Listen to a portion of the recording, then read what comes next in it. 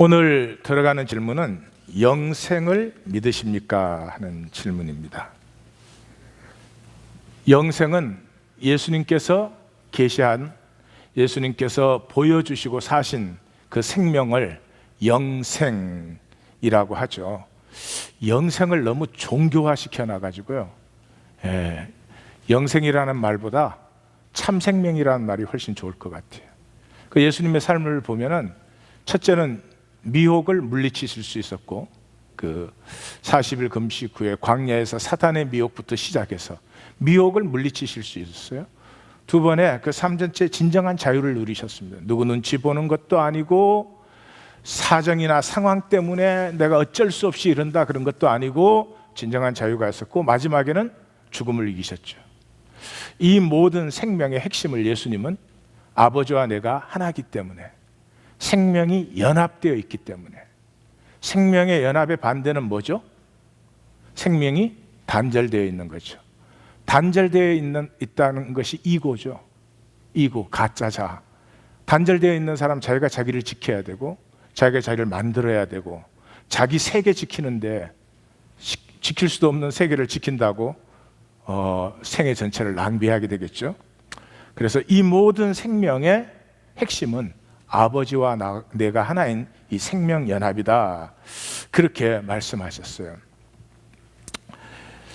영생을 믿으십니까? 하는 질문은 참 어떻게 보면 우스꽝스럽기도 하고, 어떻게 하면 이 시대에 가장 심각한 사실은 질문이죠. 생명은 살아야 생명이죠. 살지 않는 생명, 생각만 하는 생명, 그건 생명이 될 수가 없지요. 그런데 우리 기독교가 종교화되면서 이 다 살지 않는 기만.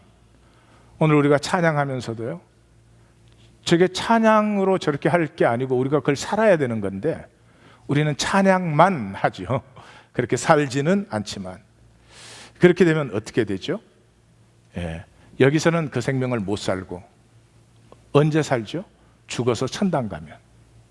죽어서 천당 가면 그때는 모든 진선미, 그때는 모든 믿음, 소망, 사랑을 살 것이다, 이렇게 생각합니다. 그럼 거짓이죠. 만약에 그렇게 된다면 하나님이 마술사죠. 또 우리 자신도 누릴 수가 없죠. 여기서 내 생명으로 누린 것이 나의 생명이 되기 때문에 그 누리는 생명이 있으므로 누릴 수가 있는 것이지, 여기서 그건 참 좋은 일이야, 맞는 말씀이지, 그러나 살 수는 없지, 그 사람이 죽었다고 갑자기 누려진다, 그러면 모든 게 기만이죠. 삶을 신실하게 살아야 될 이유도 없고 다 그렇게 되는 것이죠. 예수님께서 나는 부활이요 생명이니 나를 믿는 자는 죽어도 살겠고 무릇 살아서 나를 믿는 자는 영원히 죽지 아니하리라. 그 언제 말씀하셨죠? 마지막 날 부활에는 내 오라비가 살 줄을 아나이다. 우리는 전부 죽으면 그때는 이제 생명으로 삽니다, 이래요. 근데 예수님은 아니죠. 생명이 있다면 지금 사는 것이다. 지금 사는 것이다. 영생이라는 말은 무엇보다 그 자체가 무한 가치와 영광이죠. 그렇지 않다면 그것을 절대로 추구해야 될 이유는 없죠. 무한 가치와 영광입니다, 영생은. 그래서 쉽게 피어나질 않습니다. 무저갱과의 싸움이에요. 이 무저갱이 우리 속에 다 있습니다. 채워도 채워도 채워지지 않는,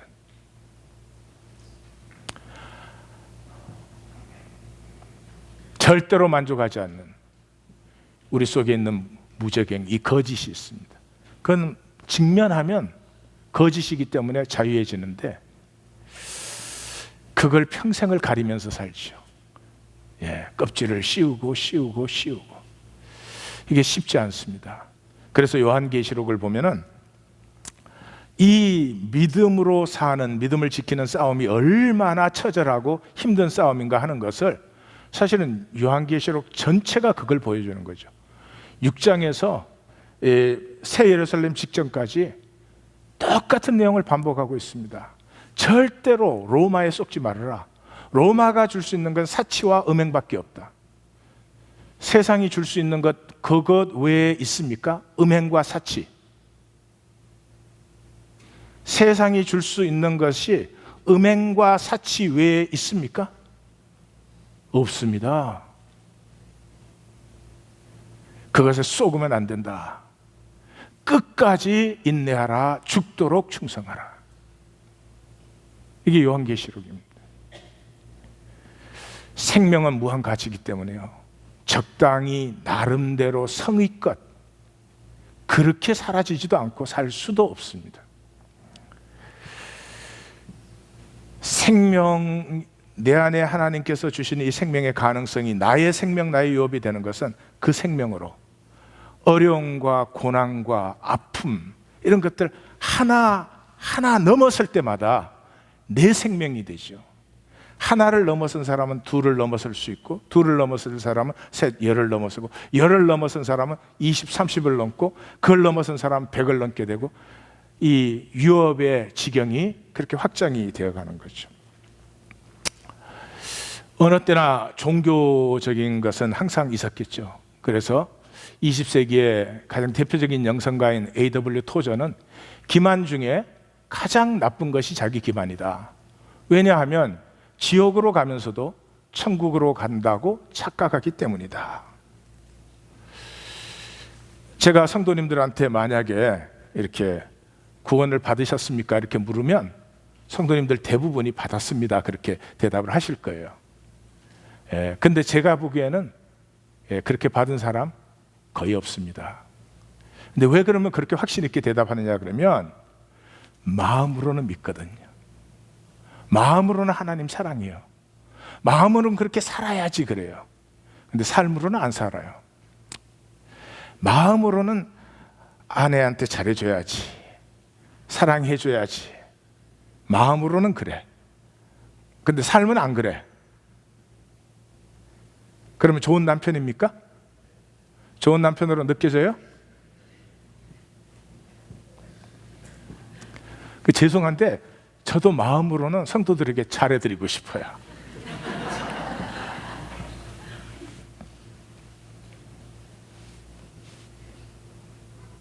잘 들으십시오. 종교의 현란함으로 쏘으면 안 됩니다. 영생이 있으면 가치 있고 아름답게 삽니다. 됐지? 내 안에 영생이, 참된 생명이 피어나고 있으면, 하나님의 생명이 피어나고 있으면 가치 있고 아름답게 삽니다. 가치 있고 아름답게 살지 않으면서 내가 구원받았다, 영생이 있다, 내 마음에는 통하지. 내가 나를 생각하니까. 하나님은 너 누구니 도대체? 내가 너를 도무지 알지 못하노라. 그렇게 말씀하신다 그랬어요. 자, 오늘 18장에 들어가기 위해서는 레위기 전체를 잠깐 보겠습니다. 레위기가 이렇게 힘들 줄 알았으면 레위기 시작 안 하는, 그 새로운 10년을 시작하는 책으로 레위기를 오랫동안 이렇게 준비하고 기도하고 기다려 왔는데 너무 힘들어요. 이 피의 언약이라는 게 이것이었구나 하는 것을 저도 비로소 만나죠. 1장에서 15장까지는 제사와 정결이에요. 17장에서 27까지는 삶의 정결이에요. 그 중간에 속죄일이 들어있어요. 속죄일의 주제는 용서다. 용서인데, 용서는 두 가지예요. 내가 타인을 용서할 때는 내 주권의 선포예요.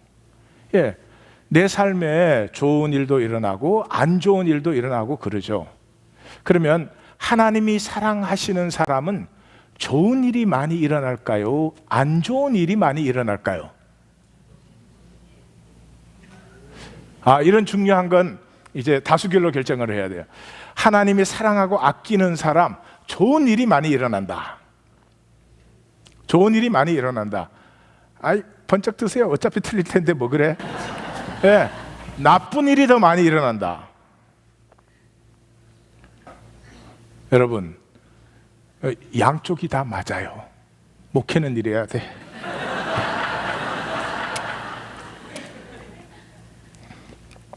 근데 플레인한 의미로 얘기하면 하나님이 사랑하는 사람은 나쁜 일이 많이 일어납니다. 왜 나쁜 일이 많이 일어날까요? 이 좋은 일, 나쁜 일이 굉장히 이 유치원적인 표현인데, 나쁜 일이 일어날 때 우리의 생명으로 그 나쁜 일을 이기고 넘어서죠. 좋은 일이 일어날 때가 필요하죠. 우리에게는 쉼도 필요하고 내 삶에 대한 재정비도 필요하고. 그렇지만 항상 좋은 일만 일어난다, 그 사람은 생명이 자랄 수 있어요, 없어요? 없어요. 그러니까 하나님이 사랑하는 자에게 징계를 하시고 고난을 주신다, 그 말이 그 말이에요. 근데 종교에서는 하나님 잘 믿으면 고난 받는다고 그럽니까? 오복을 받는다 그럽니까? 예, 그래요. 오복 이삿짐 센터가 온다, 그렇게 가르쳐요. 여러분 웃으시지만 그걸 믿고 다녀요. 그걸 믿고 교회를 매주 다니는 사람들이 부지기수라고요. 예. 자, 좋은 일도 일어나고 안 좋은 일도 일어나지만, 안 좋은 일이 일어났을 때 너가 나에게 안 좋겠지만 나는 너의 피해자가 아니다, 이게 용서예요. 왜 내가 너의 피해자가 아니에요? 하나님의 섭리 속에서 나를, 내가 유업자 된 그 자리까지 인도하시기 위해서 하나님께서 허락하신 일이기 때문에, 당신이 나한테 피해를 줬지만 그렇다고 나는 당신의 피해자가 아니야. 이 모든 것을 통해서 나는 모든 것이 합력하여 선을 이루는 나의 길을 갈 뿐이야. 이게 용서예요. 예. 그 다음에 조금 이상하게 들리지만 하나님을 용서하셔야 돼요. 하나님을 용서한다는 말은, 하나님은 용서의 대상이 될 수 없으니까 사실 하나님 용서한다는 말은 틀리기도 한 말이에요. 그러나 이런 말이죠. 하나님을 용서한다는 말 속에서는 하나님이 나를 창조하셨잖아요. 이 모습으로, 이 시기에, 이 자리에 보내셨잖아요. 그러면 나의 모든 것은 하나님의 섭리 속에서 된 것이죠. 감사함으로 받아야 돼요. 근데 감사함으로 받는 사람이 없죠. 키도 더 커야 되는 것 같고, 무슨 뭐 더 날씬해야 되고, 이쁘기도 더 이뻐야 되고, 부모도 더 잘 만났어야 되고, 뭐 나한테 나쁘고 싫은 일은 하나도 안 만났어야 되고, 하여튼 뭐 자기가 자기를 받아들이지를 못하죠. 그 밑바닥에 뭐가 있어요? 하나님에 대한 원망이죠. 하나님 왜 나를 이렇게 만드셔서 이런 자리에 놔두시나? 바로 그 자리가 내 생명이 피어날 수 있는 자리인데, 생명은 모르니까, 생존만 생각하니까. 그래서 이 모든 하나님의 역사를 이루시는 한복판에 용서가 들어있어요. 근데 용서는 어떻게 되어 있어요? 성경에 하나님이 우리를 용서했으니까 우리도 용서하라 그랬어요. 우리가 먼저 용서해야 하나님의 용서를 나도 받을 수 있다 그랬어요. 예, 내가 먼저 용서해야 하나님 용서를 받을 수 있어요. 왜 그런가 하는 건 다시 설명해 드릴까요? 설교가 조금 길어질 텐데, 16장 설교를 모르시는 분은 다시 들으세요. 오케이? 자, 이제 두 번째 파트 17장부터 27장에 우리가 들어왔는데, 이 전체는 17장에 우리가 피의 언약의 관계이다 하는 엄브렐라 밑에 들어있어요. 그래서 만약에 하나님과 우리가 이 피의 관계, 생명의 관계가 아니라면 나머지는 아무런 의미가 없어지는 거죠. 거기에 이제 두 가지가 들어있는데, 첫 번째 부분은 성 중심의 정결을 얘기해요. 왜 그래요? 아까 레위기 전체가 제사와 정결, 삶과 정결이었죠. 정결하지 않으면 가치 있고 아름다운 삶은 없습니다. 정결이 핵심이에요. 자, 김구 선생님이 민족을 위해서 저렇게 평생 사시다가 돌아가셨어요. 근데 돌아가신 뒤에 봤더니 그거 통해 갖고 돈 꼽을 쳤어. 예화는 누구의 수준에서 나온다? 아이고, 그렇다고 또 그렇게 신나게 대답할 건 없죠. 예. 그러면 김구 선생님의 그 평생의 모든 잘하시고 어렵게 하시고 옳게 하신 일이 가치 있어요, 없어요? 없어요. 그 순간에 가치가 없어지는 거예요.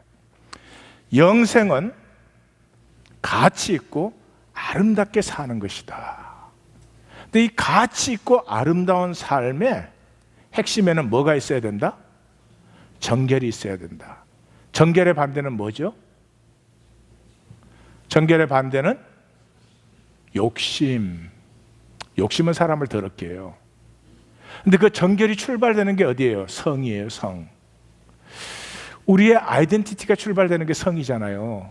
내가 누구냐 생각할 때 내가 남자냐 여자냐 그거부터 보잖아요. 요즘은 캐테고리가 하나 더 생겼죠. 남자냐 여자냐 헷갈리냐, 이 셋 중에 하나지.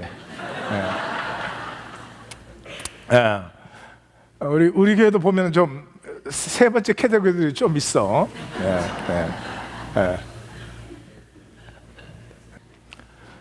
정결의 출발점은 성이에요. 성의 정결함이 없으면 어떤 것도 정결할 수 없어요.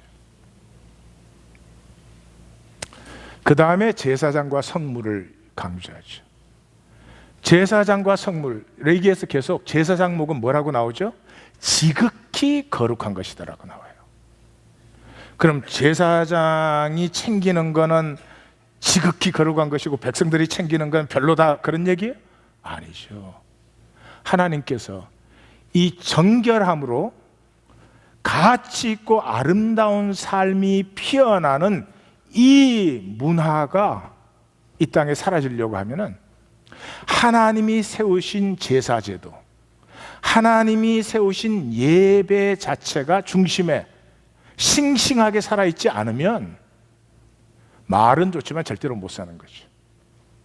그래서 성적 정결과 제사를 세우는 제사장과 성물, 성물은 우리가 하나님께 드리는 거죠. 우린 연보, 봉사 이런 거죠. 그 다음에 이제 23에서 27장은 결론 부분이 되죠. 이 세상 문화가 아닌 하나님과 피의 언약의 문화, 피의 그 언약의 문화를 보여주시고 그것의 복과 경고. 사람들이 이걸 복과 저주라고 말을 해요. 신명기도 보면은 복이 길어요, 저주가 길어요?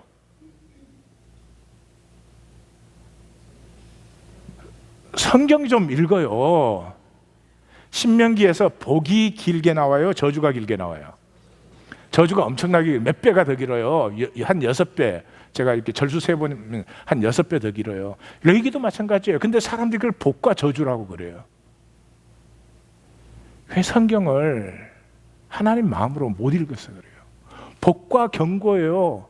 복이 뭔지를 보여준 다음에 그 복을 못 누리면 삶에 이런 것들이 나타난다. 그 안타깝게 하시는 거죠. 그것이 이제 레위기 전체다. 그래서 오늘 들어가는 18장의 핵심은 나는 무슨 하나님이요?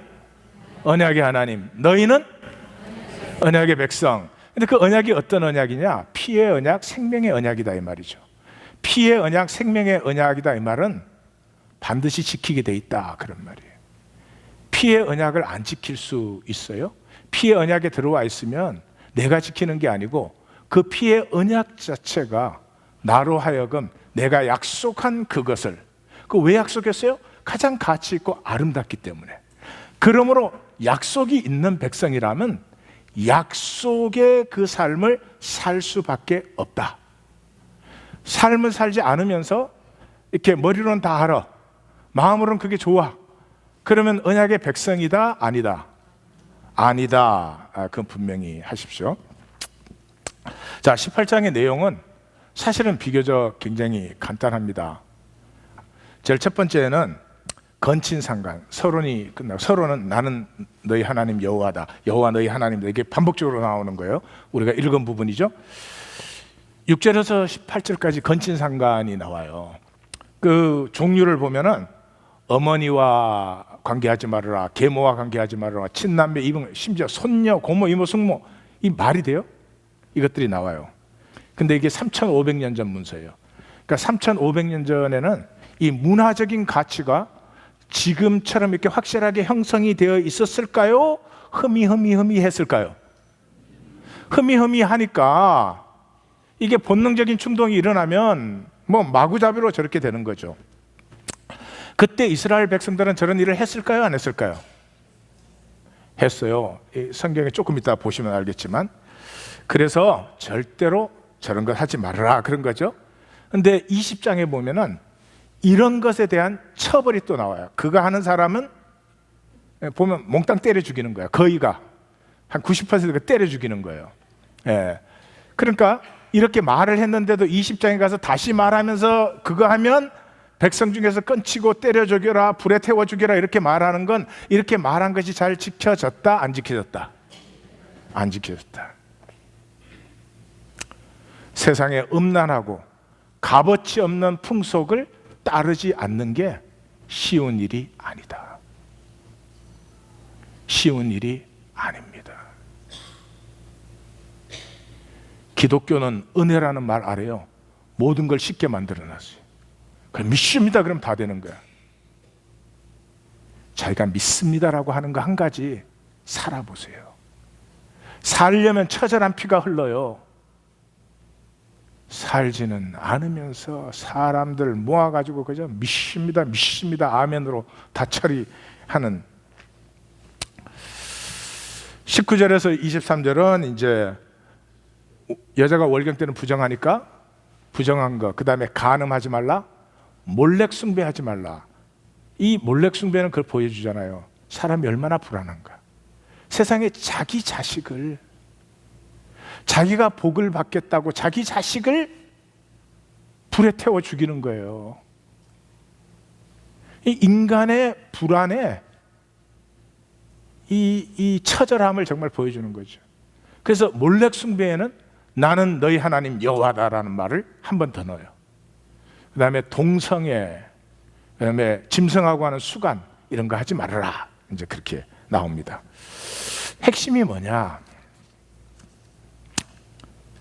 이런 것을 금지하는 하나님의 그 마음과 뜻이 뭐냐 그러면 3절과 4절 우리가 오늘 읽은 본문 그 서론에서 그러잖아요. 애굽 땅의 풍속 따르지 말아라. 앞으로 너희가 들어갈 가나안 땅의 풍속도 따르지 말아라. 그러면서 너희는 내 법도를 따르며 내 규례를 지켜 그대로 해라. 그러면서 나는 너희의 하나님 여호와다 이렇게 말을 하죠. 마감도 18장의 마감도 그렇게 나옵니다. 너희는 이 모든 일로 스스로 더럽히지 말라. 내가 쫓아내는 가나안 족속이 이것으로 말미암아 더러워졌다. 그들이 더러워짐으로 그 땅도 더러워졌다. 그러므로 말미암아, 그 더러움으로 말미암아 죄와 악이 거기에서 피어났다. 그래서 결국은 그 땅이 그 주민을 토해내게 된다. 그렇죠. 예, 우리 다 이 지구에서 인류 끝까지 못 삽니다. 인류는 이 아름다운 지구를 유업으로 누리지 못합니다. 여기서 다 멸망합니다. 또 가까이 보면은 이스라엘 백성들이 이 말씀을 지키지 아니함으로 결국은 포로로 잡혀가게 되죠. 26절에서 28절까지는 그러므로 너희도 더러워지면 너희도 토해낸다, 그런 뜻이고요. 그 다음에 결론으로 와가지고 이 가증한 모든 일을 행하는 자는 백성 중에서 끊어진다. 30절 그러므로 너희는 내 명령을 지키고 내가 들어가기 전에 행하든, 들어가기 전에 뭐 하든요? 그러면 이스라엘 백성들이 이런 일을 했어요, 안 했어요? 하고 있었어요. 가증한 풍속을 하나라도 따름이라. 스스로 더럽히지 말라. 그러면서 나는 너희 하나님 여호와다. 자, 이게 무슨 말이냐 그러면요, 그러니까 세상 풍속을 따르지 말라, 내 법도를 따르라. 근데 그 근거는 뭐냐? 나는 여호와 너희의 하나님이다. 그거예요. 그래서 시작 2절과 마감 30절에서 그렇게 나오고요, 4절과 5절은 그 내 법도와 규례를 따르라 하는 말씀을 하면서 여호와다 그렇게 하시고, 6절은 절대로 그 애국과 가나안의 풍속을 따르지 말라 하는 것이고, 21절은 제가 아까 말씀드린 바와 같이 세상에 자기 자식을 어떻게 그 불에 내어줘요? 그 따르지 말라 할 때 한 번을 강조해서 그렇습니다.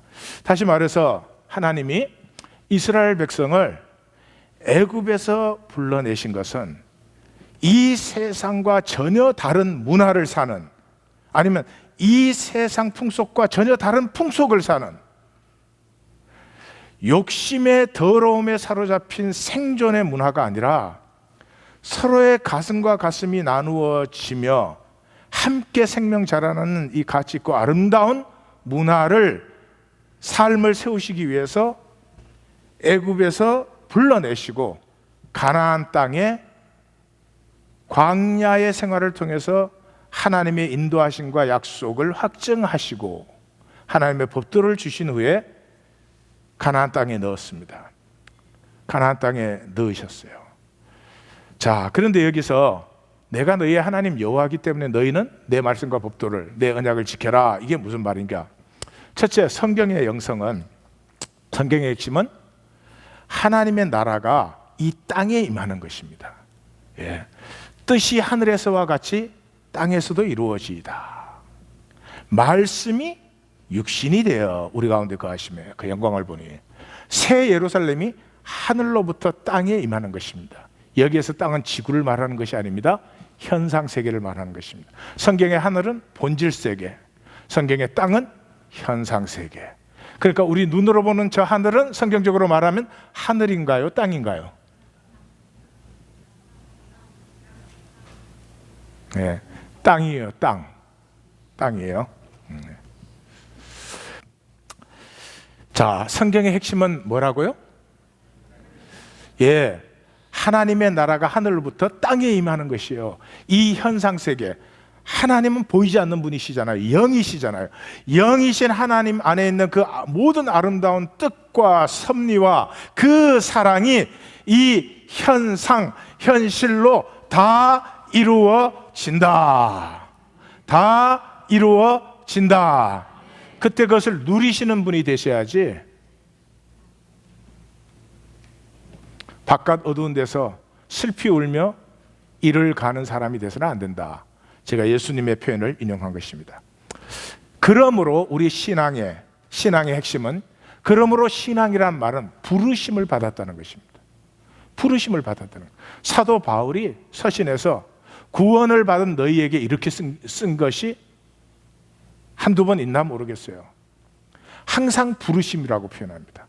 로마에 있어 하나님의 것으로 부르심을 받은 너희에게, 부르심이에요.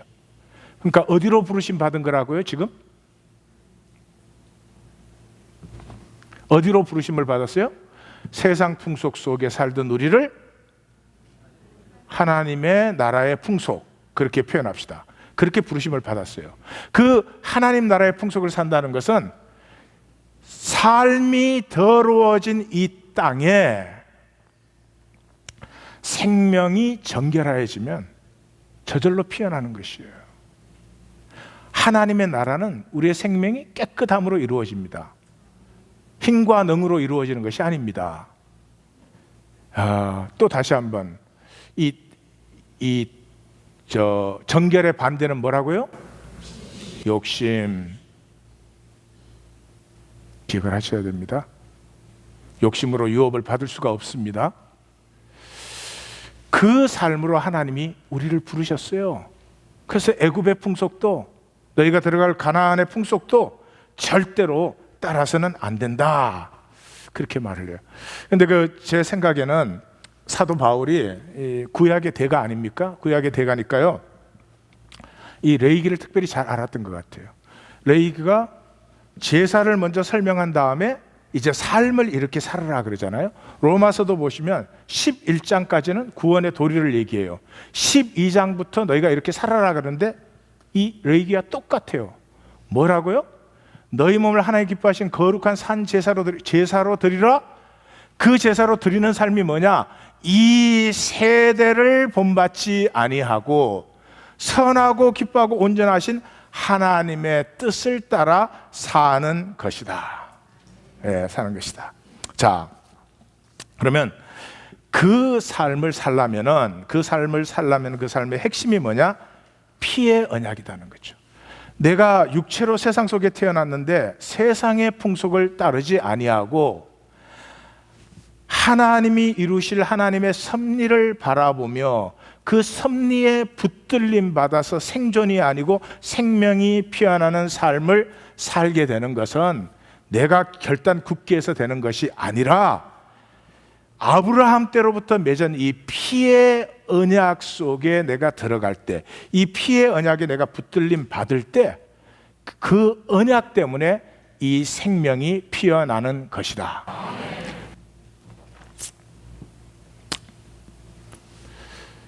약속은 왜 해요?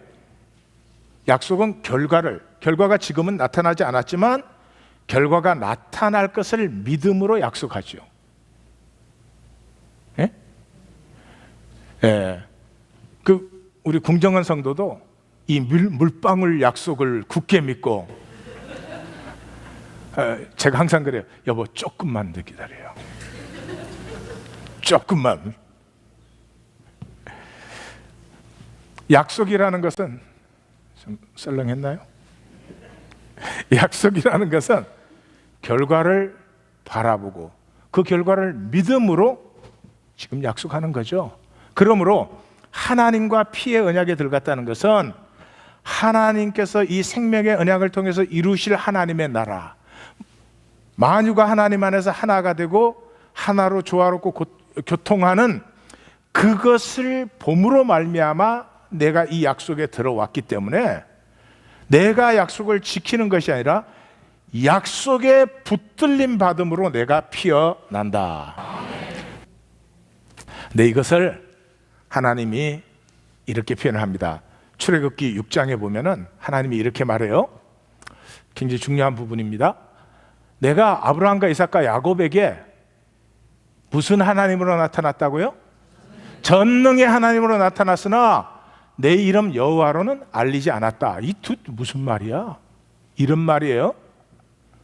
아브라함하고 이 피의 언약을 맺는데 이 피의 언약이 뭐예요? 생존 속에, 우리 쉽게 그냥 직설적으로 얘기하면 이 땅의 모든 것은 생존으로 살고 있는데 생존 세계를 넘어 생명 세계로 들어가야 되는데 이 생명 세계는 생존 세계에서 보면 절대로 불가능해 보이는 것입니다. 그래서 많은 사람들이 교회 다니지만 말씀대로 사는 게 뭐 가능해? 그건 말씀이니까 그렇지. 설교는 그렇게 하는 거지. 이렇게 생각을 해요. 그럼 뭐하러 모이고 뭐하러 예배하고 뭐하러 설교를 해요? 살지 않을 것을. 그래서 하나님이 아브라함과 이삭과 야곱에게 하신 것은 생존 세계가 끝나는 자리가 아니고 생존 세계를 넘어섰을 때 생명 세계가 열린다 하는 걸 보여줬어요. 아브라함에게는 그게 뭘로 나타나요? 약속의 아들로 나타나잖아요. 100세 때 아들 낳을 수 있어요? 없어요? 생존 세계는 끝났죠. 그 생존 세계를 넘어서 생명 세계가 열리는 걸 보여줬잖아요. 이삭은 어떻게 됐어요? 제물로 완전히 드려졌잖아요. 드려졌는데 여호와 이레가 나타났죠. 야곱은 어떻게 됐어요? 막 술수 쏘고 사기치고 이래가지고 재산 한번 잡았죠.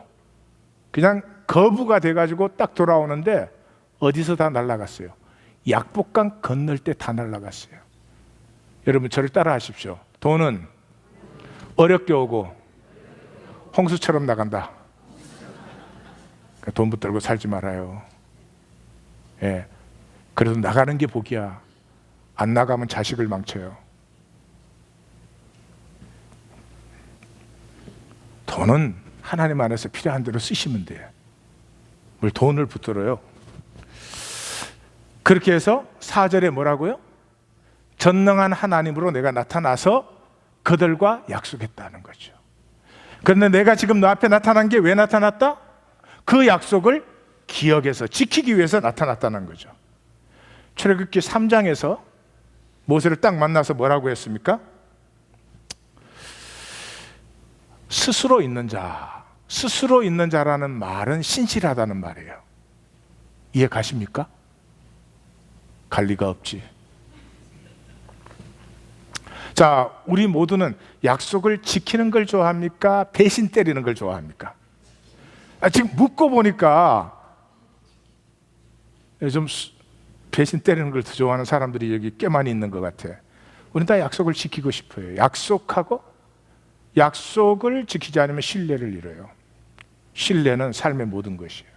약속 지키고 싶어요. 그런데도 약속을 지키는 사람이 많을까요? 못 지키는 사람이 많을까요? 못 지키는 사람이 많아요. 그럼 왜 약속을 못 지킬까요? 약속을 못 지키는 이유는 상황 때문에. 약속을 지키기 싫은 게 아니고 상황 때문에. 그러면 스스로 있는 사람은 상황에 따라서 요리조리 바뀌는 사람입니까? 상황은 이렇든 저렇든 자기의 자기됨으로 계속 있는 사람입니까?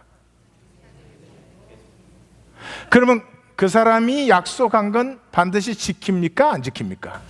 지키죠.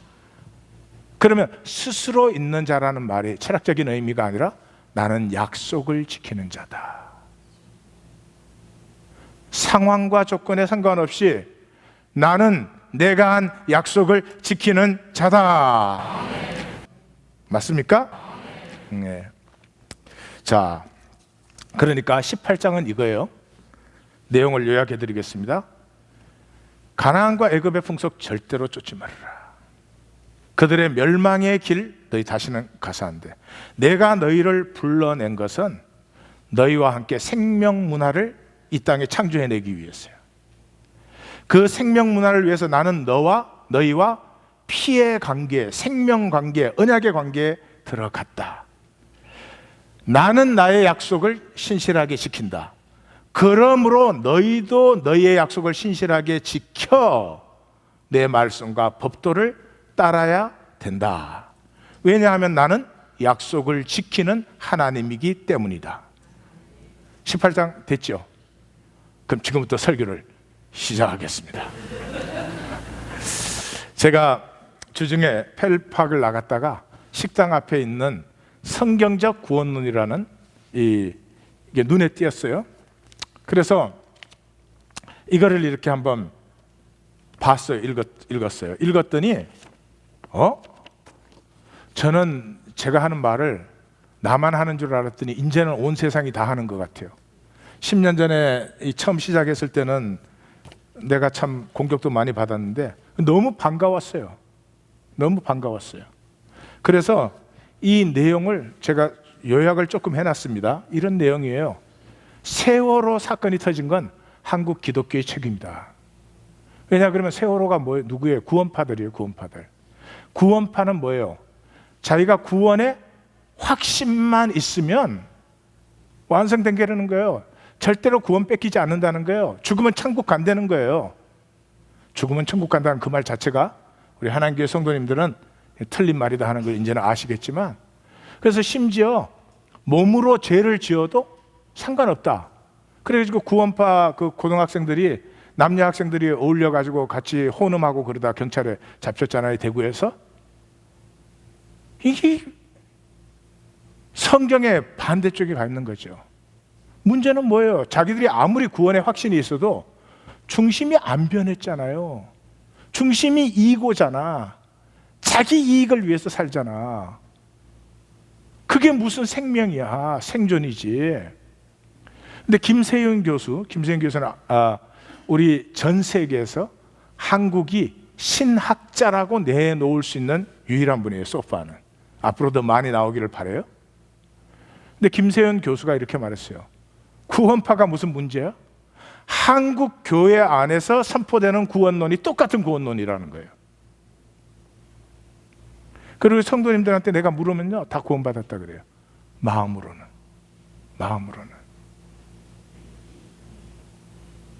그 사람은 어쩌다 교회를 나왔으니까 예수 믿고 구원받는다는 걸 확신하지, 여기 계신 분들은 어쩌다가 불교에 갔었으면 불교도 열심히 믿었을 거예요. 잘 생각해 보세요. 나의 삶의 방편 중에 하나로 지금 살고 계시는 거지, 하나님 나라의 약속을 보시고 믿고 그 약속을 향해서 살고 있어요? 그게 하나님의 자녀고 유업자예요. 기독교하고 뭔 상관이 있어요? 기독교하고. 그래도 기독교 안에 있는 건 찬스가 있죠. 여기에 계시가 있으니까. 그러면서 그렇게 사람들을 많이 끌어모으기 위해서 그렇게 쉬운 복음, 편한 복음, 희생 하나도 없어도 되는 복음, 그런 걸 막 해가지고 그런 기절보다 훨씬 더 많은 성경의 기절들은 성도들이 아예 몰라. 여러분 고린도전서 6장 9절 아세요? 불의한 자가 하나님 나라 유업을 받아요? 못 받아요? 받아요? 못 받아요? 못 받아요. 갈라디아서 5장 19절에서 20절 육체의 일, 음행, 더러움, 분쟁, 분열, 이단, 투기, 술 취한, 방탕 이런 일을 하는 자들은 하나님의 나라를 유업으로 못 받는다고 돼 있잖아요. 남 비방하고 흉보고 욕하고 별짓을 다 하면서도 마음으로는 확신이 있어. 확신. 무슨 확신? 돈 일불 앞에서 흔들리는 확신이 무슨 확신이에요. 에베소서 5장 3절에서 6절 음행, 더러움, 탐욕, 악한 말 다 그리스도와 하나님 나라에서 기업을 얻지 못해요. 헛된 말로 너희를 속이지 못하게 하라. 총 결론이 히브리서에서 나죠. 거룩함이 없이는 아무도 주를 보지 못한다. 여기 보지 못한다는 말은 구원론적 의미예요. 오늘 18장이 뭐라고요? 이제까지 너희도 그렇게 했다 안 했다? 했다. 근데 지금부터 내 법도와 말씀을 지켜 행하라. 지금 그럼 우리는 갈림길에 있습니다. 계속 삶을 멋대로 살면서 생각만으로 나는 믿는다, 구원받았다 그럴 것인지 얼마 남지 않은 생애, 영생, 가장 가치 있고 가장 아름다운 그것을 향해서 나를 한번 빼앗겨보는 피의 언약 속에 들어갈 것인지. 그러면서 칼빈을 인용해요. 칼빈이 의롭다함을 받았으면 반드시 하나님의 거룩해 하심은 같이 났다. 당연한 얘기 아니겠어요? 애가 태어났으면 반드시 생명으로 자라지. 의롭다함은 받았는데 거룩해 하심은 그러면 하나님이 반쪽 하나님도 아니겠죠. 그러므로 의롭다 하심을 받은 자의 특징은 뭐예요? 끊임없이 회개해요. 왜 이다지도 나는 아직도 정결하지 못할까? 나는 왜 아직도 이렇게 그 죄의 권세를 벗어나지 못할까? 거룩한 두려움으로 말미암은 회개가 거듭난 자의 증거인데, 이 구원의 확신이라는 말 자체 구원파가 만든 거예요. 권신찬 씨가.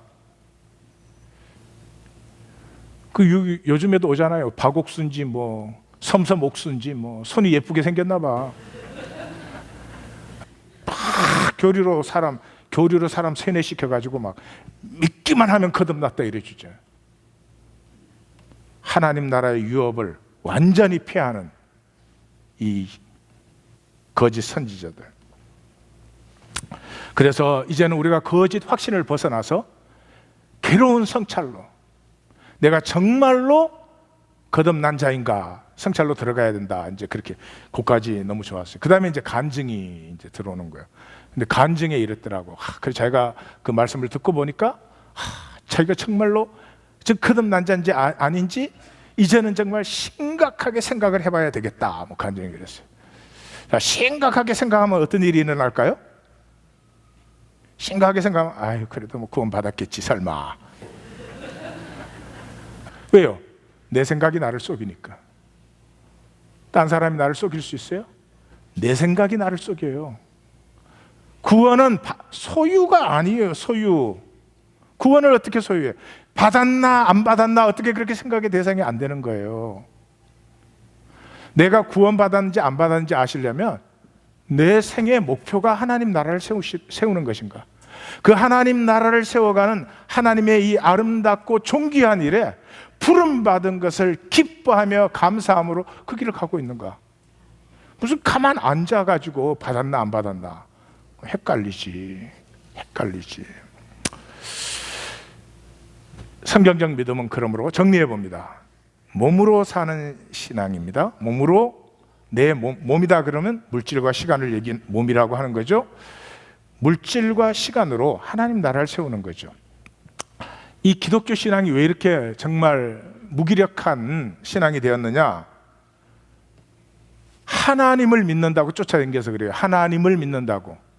하나님은 무한 대상이에요. 무소부재하시고 전지전능하시고 우리의 생각의 대상이 못 되는 분이에요. 그러니까 하나님을 믿는다 이러면 하나님 믿는 건 코에 걸면 코걸이, 귀에 걸면 귀걸이, 지 맘대로 만들 수 있어요. 그걸 신앙이라고 이때까지 주셨어요. 그래서 이 하나님을 존재론적으로 믿기 때문에 신앙이 추상적인 생각밖에 없어요. 생각밖에.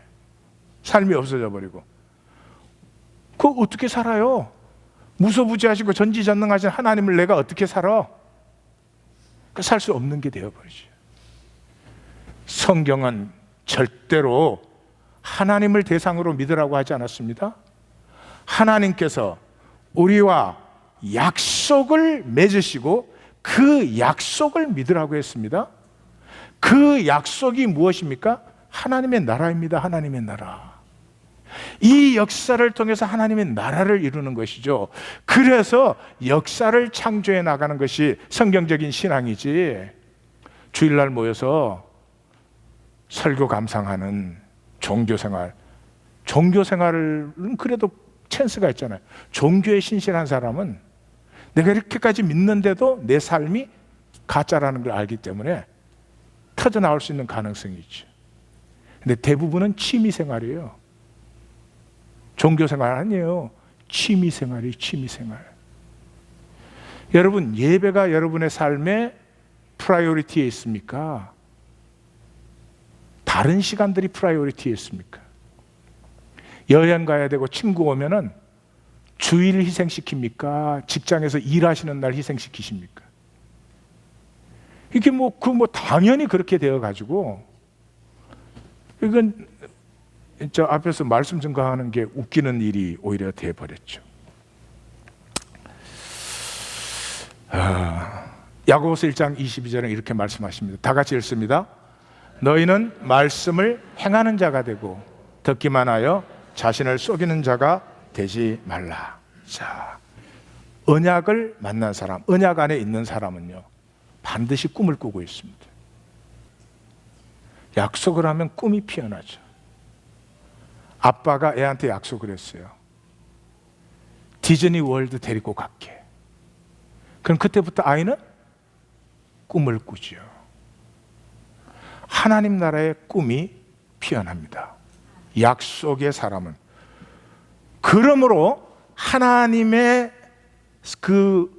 나라의 섭리의 약속을 바라보는 사람은 가장 높고 영원한 가치에 붙들림 받을 수밖에 없어요. 그게 붙들림 받으면 어떻게 돼요? 세상 모든 것이 배설물이 돼요. 약속을 보지 못했을 때, 여기 지금 앉은 자리가 전부인 때 그렇게 좋았다고 생각되던 세상의 것들은 전부 배설물이 돼요. 그게 배설물이 된 것은 내가 무슨 능력이 있어서 그런 게 아니고요. 어떻게? 예수께 잡힌 바 된. 그 약속이 나를 붙들면서부터 이제 더 이상 이 세상 풍속 속에 가치이던 것들이 더 이상 가치가 되지 않는 거죠. 제가 도표를 하나 보여드리고 마감을 하도록 하겠습니다.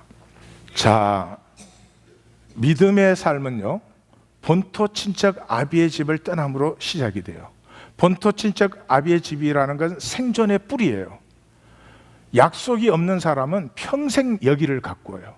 내 자리를 얼마나 든든하게, 내 자리를 얼마나 힘이 있게, 내 자리를 얼마나 삐까뻔쩍하게. 근데 성경은 그것을 38년 된 병자라고 부릅니다. 남의 탓만 하고 절대 자기 자리를 일어나 걷지 못합니다. 이 생존의 세계를 절대로 떠나지 못합니다. 왜냐?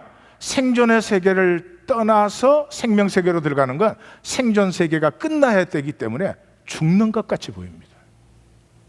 십자가죠. 떠나지 못합니다. 그런데 하나님의 언약, 모든 것이 합력하여 선을 이루는 하나님의 이 섭리의 언약을 믿는 사람은 떠날 수 있어요. 자, 떠나면 그때부터 좋은 일이 일어날까요? 안 좋은 일들이 일어날까요? 이 첫 번째 질문으로 또 다시 돌아간 건데, 좋은 일이 일어날까요? 안 좋은 일들이 일어날까요? 예, 안 좋은 일들이 일어나요. 앞에 설명 다 했잖아요. 왜요? 그걸 떠나서 생존 세계를 넘어서 생명 세계로 들어가는 순간부터 생명이 자라야 되는데, 생명은 도전을 넘어서서 자라는 거 아니에요. 그래서 그때부터 실패와 고난과 절망이 옵니다. 왜 떠나지 않고 38년 된 병자로 살았을까요? 실패와 고난과 절망을 절대로 안 만나야 되니까. 이 과정을 거쳐서 어디에 도착하죠? 유업의 자리에 도착합니다. 유업의 자리에 도착한다는 말은 하나님과 하나님 안에 만물이 하나인 것을 드디어 만납니다. 자유한 것이고요. 이것을 믿음, 소망, 사랑이라고 합니다. 이때부터 무슨 돈으로 살고 욕심으로 살고 이런 건 의미가 하나도 없어진 거죠. 그게 다 허상이죠. 약속을 믿는 믿음, 그 섭리 안에서 바라보는 소망, 그 길을 함께 가는 이 손잡아야 될 만물과 이웃들, 사랑. 이 유업에 도착한 사람은 어떻게 되느냐? 떠난 자리로 돌아오는 것입니다. 떠난 자리로. 그래서 returning home, 회귀가 일어나요. 회귀가 일어나는데 여기에서 돌아오는 사람은 다스리는 자가 되어서 이제 돌아와요. 더 이상 상황과 환경을 두려워하거나 더 이상 상황과 환경에 어떻게 하면 내가 편안하가 아니라 모든 것이 합력하여 선을 이루는 하나님의 섭리의 이 도구가 된 사람이 되어서 돌아오는 거예요. 지금 하는 얘기를 이제 잘 들으십시오. 엄마의 자궁에서 내가 생겨날 때 나는 엄마의 난자와 아빠의 정자로 내가 만들어졌을까요? 아빠의 정자와 엄마의 난자, 그게 전부인가요? 그건 현상적 도구에 불과하죠. 보이지 않는 하나님의 생명이 그 정자와 난자라는 도구를 통해서 내 속에 한 생명으로 잉태되었죠. 이렇게 잉태된 생명은 처음에는 누구를 닮았을까요? 요즘 영상 많이 나오는데 좀 보세요. 처음에는 물고기 같아. 그게 조금 몇 주 지나면 깨구리 같아져. 거기서 조금 더 지나면 도룡뇽 같아져. 거기서 조금 더 지나면 개 같아져. 거기서 조금 더 지나면 원숭이 같아져. 그걸 넘어서면 사람 같아져요. 무슨 일이 일어나고 있죠? 엄마 태속은 혼돈과 공허와 흑암이 가득한 것이에요. 거기에서 좋았더라, 좋았더라, 심히 좋았더라가 활짝 피어나서 나라고 하는 한 생명이 태어났어요. 거기서는 하나님이 하신 역사예요. 태어난 나는 이 세상이 거짓에 쏘가서 혼돈과 공허와 흑암이 가득함에도 불구하고 언약의 섭리를 신뢰함으로 하나님의 여정을 따라가면 이 모든 도전을 넘어서서 자기, 만물과 하나인 자기를 발견해요. 그때부터 하나님이 내 안에 좋았더라, 좋았더라, 심히 좋았더라를 펼쳐주신 그것을 누린 사람은 이제 자기가 스스로 이 역사의 혼돈과 공허와 흑암 속에서 좋았더라, 좋았더라, 심히 좋았더라를 펼쳐내는 사람으로 돌아온다.